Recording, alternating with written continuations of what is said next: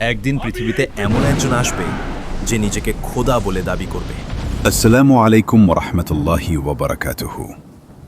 প্রিয় ভাই ও বোনেরা, আজ আমি আপনাদের সামনে এমন এক ভয়ঙ্কর ফিতনার কথা বলব যা সম্পর্কে মহানবী সাল্লাল্লাহু আলাইহি ওয়াসাল্লাম বলেছেন, আদম আলাইহিসসালাম থেকে কিয়ামত পর্যন্ত দাজ্জালের ফিতনার চেয়ে বড় কোনো ফিতনা পৃথিবীতে আসবে না।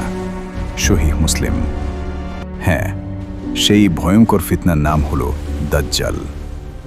দাজ্জাল এমন এক ব্যক্তি হবে যে শেষ যুগে পৃথিবীতে এসে মানুষকে বিভ্রান্ত করবে। সে নিজেকে আল্লাহ বলে দাবি করবে। অনেক মানুষ তার ফাঁদে পড়বে। রাসূলুল্লাহ সাল্লাল্লাহু আলাইহি ওয়াসাল্লাম দাজ্জালের চেহারার বর্ণনা দিয়েছেন। তিনি বলেছেন, দাজ্জালের এক চোখ অন্ধ হবে আর তার কপালে লেখা থাকবে কাফির। সহিহ বুখারী ও সহিহ মুসলিম। যে মুমিন হবে সে এই লেখা পড়তে পারবে, আর যে দুর্বল ঈমানের হবে সে দাজ্জালের ফাঁদে পড়ে যাবে। প্রিয় ভাই ও বোনেরা, দাজ্জাল এমন সব ভয়ঙ্কর শক্তি নিয়ে আসবে যা দেখে মানুষ অবাক হয়ে যাবে। হাদিসে এসেছে, সে আকাশকে বলবে বৃষ্টি নামাতে আর আকাশ বৃষ্টি নামাবে। সে জমিনকে বলবে ফসল ফলাতে আর জমিনে ফসল জন্মাবে। সহিহ মুসলিম। তখন অনেক মানুষ ভাববে, এটাই তো আল্লাহ। কিন্তু না, এটা হবে আল্লাহর পরীক্ষা। দাজ্জালের সাথে থাকবে জান্নাত ও জাহান্নামের মতো কিছু।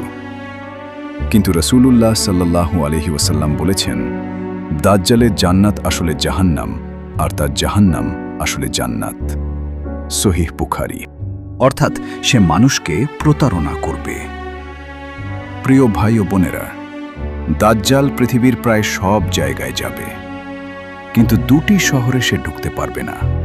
সেগুলো হলো মক্কা এবং মদিনা, কারণ সেখানে ফেরেশতারা পাহারা দেবে।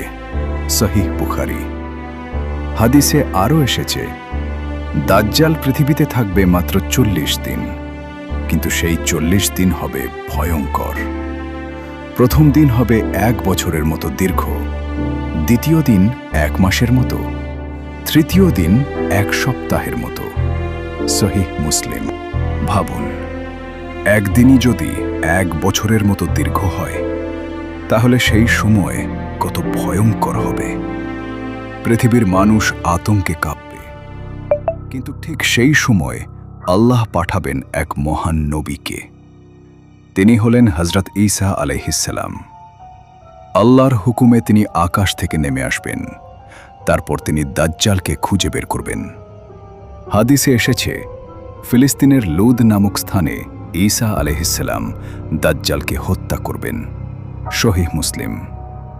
সেদিন দাজ্জালের সমস্ত শক্তি শেষ হয়ে যাবে, তার ফিতনা ধ্বংস হয়ে যাবে। প্রিয় ভাই ও বোনেরা, রাসূলুল্লাহ সাল্লাল্লাহু আলাইহি ওয়াসাল্লাম আমাদের দাজ্জালের ফিতনা থেকে বাঁচার উপায়ও শিখিয়েছেন। তিনি বলেছেন, সূরা কাহফের প্রথম 10 আয়াত পড়লে দাজ্জালের ফিতনা থেকে রক্ষা পাওয়া যাবে। সহিহ মুসলিম। তাই আমাদের উচিত আমাদের ঈমান শক্ত করা, নামাজ পড়া, কুরআন পড়া আর আল্লাহর কাছে আশ্রয় চাওয়া। কারণ দাজ্জালের ফিতনা এত ভয়ঙ্কর হবে যে অনেক মানুষ পথ হারিয়ে ফেলবে। শেষ করার আগে একটি কথা বলি, আজ আমরা হয়তো দাজ্জালকে দেখিনি, কিন্তু সেই ভয়ঙ্কর দিন খুব দূরে নয়। তাই আমাদের প্রস্তুত হতে হবে। আল্লাহ আমাদের সবাইকে দাজ্জালের ফিতনা থেকে হেফাজত করুন। আমিন। ওয়াসসালামু আলাইকুম ওয়া রাহমাতুল্লাহি ওয়া বারাকাতুহু।